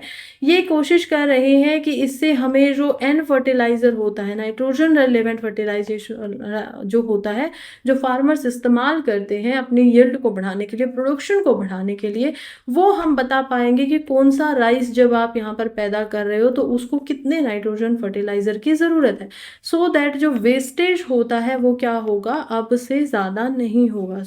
इसी वजह से डिस्कवरी जो है वो इम्पोर्टेंट हो जाती है। थोड़ा सा नाइट्रोजन साइकिल के बारे में समझ लेते हैं स्टडी की वजह से। तो हम देखते हैं कि नाइट्रोजन जो है वो यूजुअली क्या है, एटमॉस्फेयर के अंदर हमें दिखाई दे जाती है। और नाइट्रोजन ऐसी वैसी मतलब गैस नहीं है।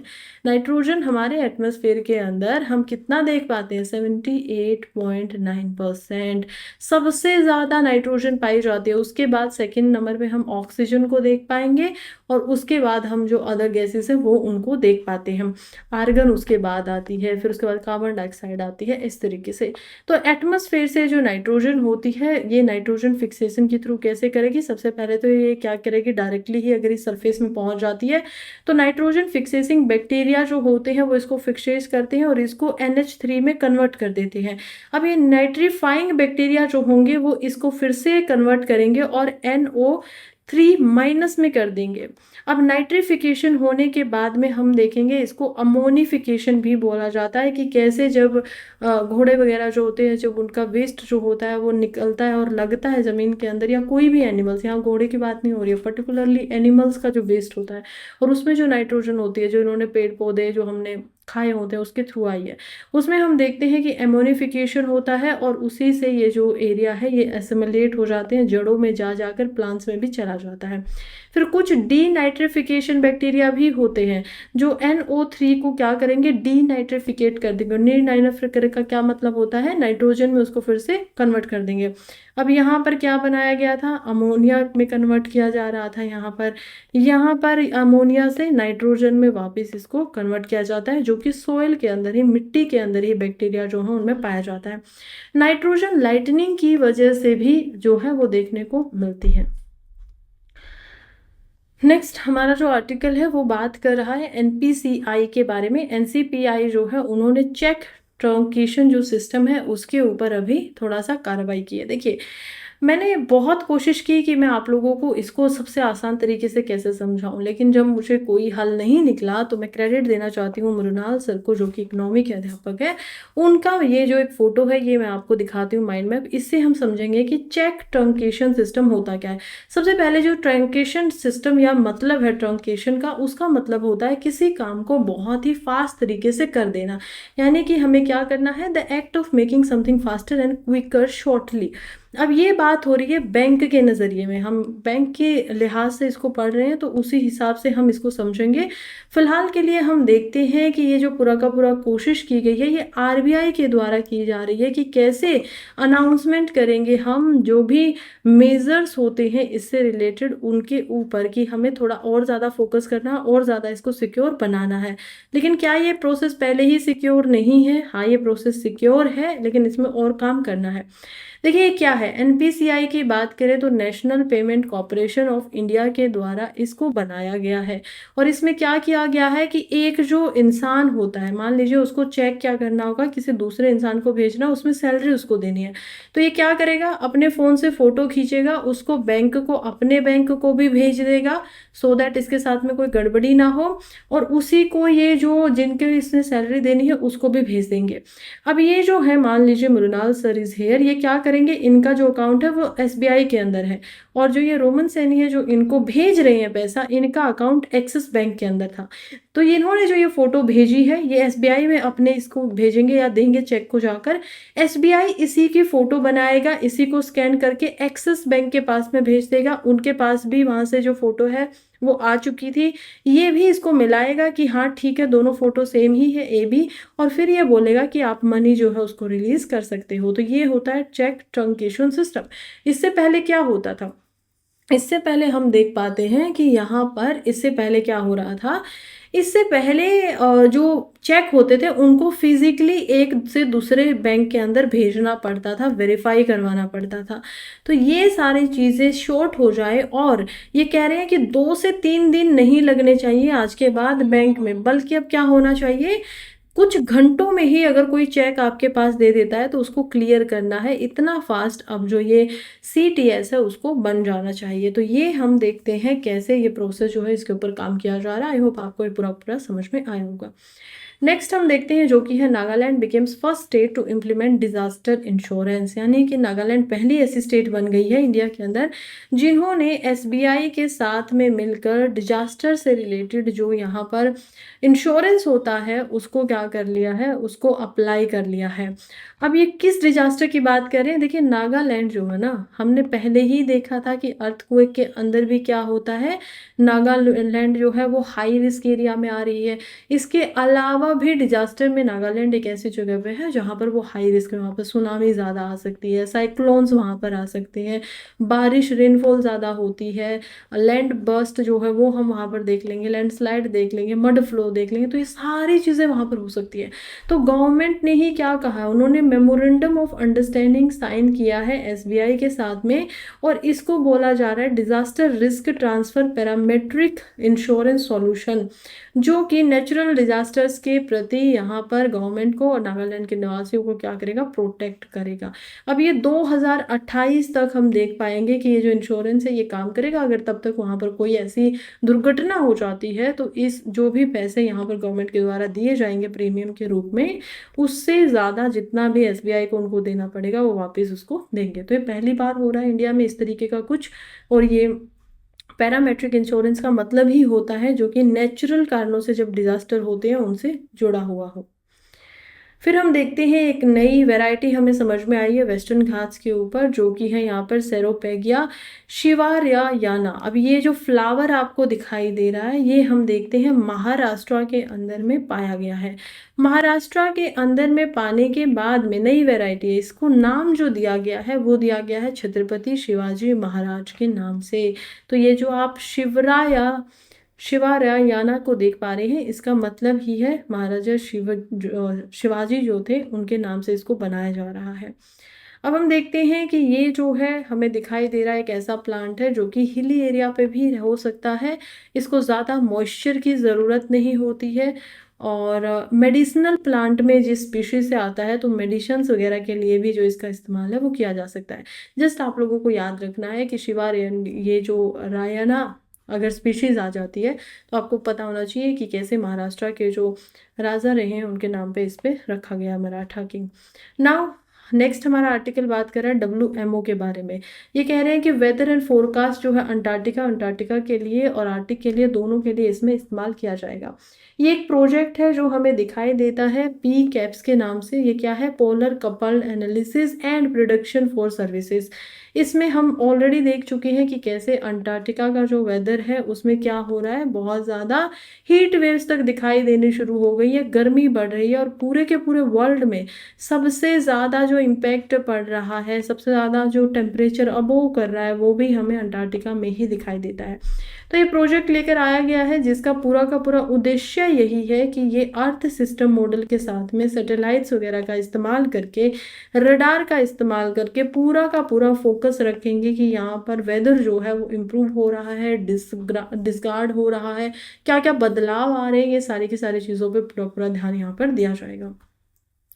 नेक्स्ट आर्टिकल इज अबाउट पर्वत प्रहार एक्सरसाइज इन इंडियन आर्मी। तो ये क्या है, हम देखेंगे एक ऐसी एक्सरसाइज है जो कि लद्दाख के अंदर डोमेस्टिक लेवल पे की जा रही है, ताकि अगर हमारा कल को चाइना या पाकिस्तान इन दोनों में से किसी के साथ भी अगर हमारी कोई झटपट हो जाती है, मोस्टली चाइना, तो हमारे जो सोल्जर्स हो उन्होंने पहले ही एक्सरसाइज की है, उनको पहले ही पता है कि इसका रिस्पॉन्स कैसे करना है, उसी के लिए की गई थी।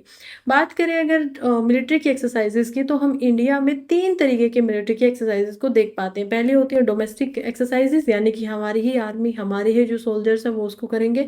Second one is bilateral exercises, एक से दूसरी कंट्री के साथ में मिलकर हम करते हैं, उनके स्किल्स को हम इन्हेंस करते हैं, सीखते हैं, उनसे कुछ सीखते हैं, उनको कुछ सिखाते हैं।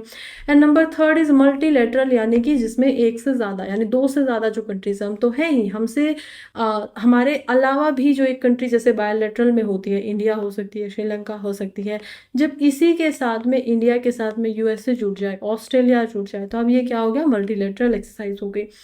कुछ डोमेस्टिक एक्सरसाइज की बात करें तो आप लोगों ने एक एक्सरसाइज ऑलरेडी देख ली है, ये इंट्रा सर्विस भी हो सकती है या इंटर सर्विस भी हो सकती हैं, 2 एडमिनिस्ट्रेशन के बीच में मिलकर।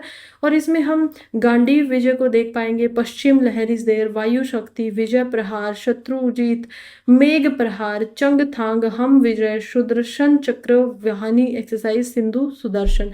सबको याद रखने की ज़रूरत नहीं है, जस्ट जो कुछ इंपॉर्टेंट नेम्स है उनको आप लोग जस्ट सुन लीजिए, ताकि कल को आपको अगर डिफ्रेंशिएट करना हो तो पता रहेगा।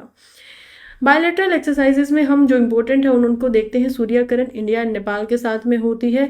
संप्रीति हम देखेंगे इंडिया एंड बांग्लादेश के साथ में, क्योंकि करंटली चल रहा है तो इसको भी देखेंगे। इसके अलावा हम देखेंगे मालदीव्स के साथ में, मालदीव्स के साथ में हम देखते हैं कि कैसे हमारे जो रिश्ते हैं वो थोड़े से खटा गए थे, तो ये कौन सी होती है, एक्यूवरीन। इसके बाद हम देखते हैं रेड फ्लैग को, जो कि होती है इंडिया एंड यूएसए के साथ में। उसके बाद हम देखेंगे नसीम अल अबरार, जो कि इंडिया एंड ओमान के साथ में होती है। गरुड़ा शक्ति होती है इंडिया एंड इंडोनेशिया के साथ में। हैंड इन हैंड होता है इंडिया एंड चाइना के साथ में। बोल्ड कुरुक्षेत्रा होता है इंडिया एंड सिंगापुर के साथ में, तो ये भी कुछ इंपॉर्टेंस है। इंदिरा नाम की एक्सरसाइज होती है इंडिया और रशिया के बीच में। इसके अलावा भी रशिया के साथ हमारी अदर एक्सरसाइज देखने को मिलती है। इसके अलावा हम देखते हैं खंजर एक्सरसाइज को, जो कि होती है इंडिया एंड किर्गिस्तान के साथ में। नोमैडिक एलिफेंट होता है इंडिया एंड मंगोलिया के साथ में। मित्रा शक्ति होती है इंडिया एंड श्रीलंका के साथ में। मैत्री होती है इंडिया एंड थाईलैंड के साथ में। सहयोग किजन होती है इंडिया एंड जापान के साथ में। तो ये कुछ है। एक अजेय वॉरियर है जो कि इंडिया एंड यूके के साथ में होती है। इंद्रधनुष भी इंडिया एंड यूके, लेकिन वो एयरफोर्स में होती है। फिर जब बात करें मल्टीलैटरल एक्सरसाइजेस की, तो ये एक्सरसाइजेस काफ़ी इंपॉर्टेंट हो जाती है। इसमें हम रिम्पैक 26 को देख पाएंगे। मालाबार 3 यहाँ पर होती है। कोबरा गोल्ड होती है जो कि एशियन पैसिफिक कंट्रीज के साथ होगी। बिम्स्टेक डिजास्टर मैनेजमेंट एक्सरसाइजेस, जिसमें इंडिया, बांग्लादेश, श्रीलंका और नेपाल, म्यांमार, ये सब आते हैं। फिर मिलन होती है जो कि नेवल एक्सरसाइज है, और ये होती है विशाखापट्टनम के ऊपर। हमने देखा था 41 कंट्रीज जो हैं वो इसमें इनवाइटेड थी। अब फिर से हम देखते हैं यहाँ पर संवेदना को, जो कि साउथ एशियन रीजन्स की एक एक्सरसाइज हमें दिखाई देती है। चलिए, यहीं पे ये हमारा जो पूरा का पूरा आर्टिकल था वो खत्म हो गया है। लास्ट पार्ट हम वीडियो की तरफ आ गए हैं, जो कि मैपिंग की बात कर रहा है। मैपिंग में हम देख पाएंगे खोक्स के रीजन को। अब ये जो रीजन है ये हमें दिखाई दे रहा है कैसे रशिया का रीजन है, और यहाँ पर लगातार सेफ्टी से रिलेवेंट क्या हो रही है, बातें आ रही हैं सामने। इसको इमरजेंसी यहाँ पर घोषित कर दिया गया है। क्यों? क्योंकि ये जो रीजन है रशिया का, ये क्या कर रहा है, बाउंड्री, बॉर्डर शेयर कर रहा है यहाँ पर यूक्रेन के साथ में। चलिए थोड़ा सा रशिया के बारे में भी पढ़ ही लेते हैं। अब रशिया की बात करें तो रशिया जो है वो हम देखेंगे कि एशिया की सबसे लार्जेस्ट कंट्री है, बल्कि वैसे भी जियोग्राफिकल लेवल पे अगर आप देखेंगे तो देख पाएंगे कि वर्ल्ड में ही सबसे बड़ी कंट्री का दर्जा रशिया को प्राप्त है। रशिया में अगर हम यहाँ से चले तो देख पाएंगे कैसे जो वेस्टर्न साइड है वो रशिया का कुछ भाग ऐसा है जो यूरोप के अंदर आता है, जिसको यूरोपियन प्लेन बोला जाता है। कुछ पार्ट ऐसा है जो कि एशिया के अंदर आता है और इसको एशियन पार्ट बोला जाता है। जब दोनों को एक साथ बोलेंगे तो क्या बोलेंगे, यूरेशियन बोलेंगे, यानी कि यूरोप और एशिया से मिलकर बनाया हुआ। इनको अलग करता है, हम देखेंगे यूराल माउंटेन। जब ये यूराल माउंटेन है ये आती है इस तरीके से, यहाँ से इधर का एरिया यूरोपियन प्लेन है, यहाँ से इधर का एशियन। अब एशियन को साइबेरिया बोला जाता है, एशियन नहीं बोला जाता है, तो साइबेरिया बोला जाता है। साइबेरिया का जो लैंड मास होता है, यहाँ पर हम देखते हैं कैसे सेंट्रल साइबेरियन प्लेटू होता है, जो कि काफ़ी ज़्यादा ठंडा इलाका है, तुंद्रा के अंडर ही आता है। और तुंद्रा में हमें पता है कि यहाँ पर क्या होता है, हम देखते हैं कि इस प्रकार के ट्रीज होते हैं जो कि बर्फ को इजिली नीचे आने देते हैं। तो यहाँ पर हम देखते हैं इस प्रकार के पेड़ पौधे हैं, टुंड्रा रीजन है और ग्रास कम है, बर्फ ज़्यादा जमी रहती है, लैंड के ऊपर भी ठंड बहुत ज़्यादा है। और साइबेरिया जो यहाँ पर एज अ प्लेटो भी है, वो भी हमें क्या दिखाई दे रहा है, कोल्ड डेजर्ट की कैटेगरी में हमें दिखाई देता है। इम्पोर्टेंट अगर रिवर्स की बात करें तो इम्पोर्टेंट रिवर्स में हम सबसे इम्पोर्टेंट जो है मॉस्को के साथ में वोल्गा रिवर को देख पाएंगे, जिसको गंगा ऑफ जो रशिया है वो भी बोला जाता है। इसके अलावा यहाँ पर दवीना रिवर दिखाई देती है, कुछ लीना रिवर भी हमें दिखाई दे रही है। लीना जो रिवर है वो काफ़ी ज़्यादा बड़ी रिवर भी है। लेक बकाल के अंदर लीना रिवर आती है, जो कि लेक बकाल यहाँ पर है। इसके अलावा इसमें हम अलग अलग माउंटेन्स को भी देख पाते हैं। यहाँ पर कोलमक्का माउंटेन्स है, ये जो पूरा एरिया है ईस्टर्न साइड का, ये थोड़ा हरा भरा एरिया है। इधर अगर हम आएंगे तो थोड़ा सा डेजर्ट काइंड ऑफ चीज़ों को देख पाते हैं। खैर, अगर बात करूं कैपिटल की तो मॉस्को कैपिटल है। वाटर बॉडीज की बात कर लेते हैं, that is the most important. Ukraine के साथ में बॉर्डर शेयर करने के साथ साथ में ब्लैक सी के साथ में मैरीटाइम बॉर्डर शेयर करता है। कैस्पियन जो सी है उसके साथ में भी बॉर्डर जो है वो शेयर करता है। यहाँ पर कोकेशियस जो माउंटेन्स है वो आ जाती हैं, और इसके साथ में जितनी भी लगती हुई कंट्री है जैसे जॉर्जिया, आर्मेनिया, अजरबैजान, ये कंट्रीज को कोकेशियस कंट्री ही बोला जाता है because of the name of this mountains जो कि यहाँ पर है। और कोकेशियस माउंटेन जो है वो कैस्पियन सी को ब्लैक सी से अलग भी करती हैं। ऊपर की तरफ अगर हम जाएंगे तो देखेंगे बाल्टिक सी के साथ में भी बाउंड्री जो है बॉर्डर शेयर हो रहा है। व्हाइट सी हमें बॉर्डर शेयर करता हुआ दिखाई देता है। कोरा सी यहाँ पर है। ब्रांते सी दिखाई देता है। लेप्टव सी है। ईस्ट साइबेरियन सी है। इधर आएंगे तो सी ऑफ ओस्तोशक को देख पाएंगे। सी ऑफ जापान जो ईस्ट सी हमें दिखाई दे रहा है, यहाँ पर भी ये पूरा का पूरा जो रीजन है क्या है, बॉर्डर को शेयर कर रहा है। सबसे बड़ी लेक वही लेक बैकाल जो आपको याद रखनी है। इसके अलावा सबसे बड़ी जो ट्रेन होती है वो सेंट पीटर्सबर्ग से होती हुई हम देख पाएंगे कि कैसे बिल्कुल लास्ट में यहाँ तक आती हुई खाबरस वॉक तक जाती है। तो ये भी एक सबसे बड़ी ट्रेन है जो कि पूरे के पूरे वर्ल्ड में हमें यहाँ पर दिखाई देती है। और आई गेस दैट्स इट। हम देखेंगे जो सबसे यूरोप के अंदर कंट्री बॉर्डर शेयर करें उसमें यूक्रेन आता है, लताइविया आता है, बेलारूस इज़ देयर, और ऊपर से फिनलैंड भी कर रही है। और इसी वजह से हम देखते हैं कि फिनलैंड जो है वो रिसेंटली कौन सी कंट्री बन गई है, सबसे जो रिसेंट कंट्री है नाटो के अंदर वो बन गई है। पहले ये नाटो में नहीं थी, नॉर्थ अटलांटिक जो ट्रीटी ऑर्गेनाइजेशन है उसका पार्ट नहीं बनाती थी, लेकिन अब जब से ये यूक्रेन के ऊपर हम देखते हैं कि हमला हुआ है, उसमें हम देखते हैं कि कैसे यहाँ पर 2024 में फिनलैंड ने भी नाटो को ज्वाइन कर लिया, सो दैट इसकी भी जो सिक्योरिटी है वो बनी रहे। ऊपर यहाँ पर आर्टिक ओशन हमें दिखाई देता है। खैर, यहीं पे आज का हमारा न्यूज़पेपर जो है वो ख़त्म होता है। थैंक यू सो मच जो भी अभी तक मेरे साथ जुड़े हुए हैं, आप सभी का दिल से धन्यवाद। आपको कल फिर से मिलती हूँ सुबह। तब तक के लिए पढ़ते रहिए, आगे बढ़ते रहिए। वीडियो अच्छी लगी हो तो वीडियो को लाइक कर दीजिए, कमेंट कर दीजिए, एंड चैनल सब्सक्राइब नहीं किया है तो कर लीजिए। मैं पक्का वादा करती हूँ कि इससे अच्छी, इससे बेहतर वीडियो आप लोगों के लिए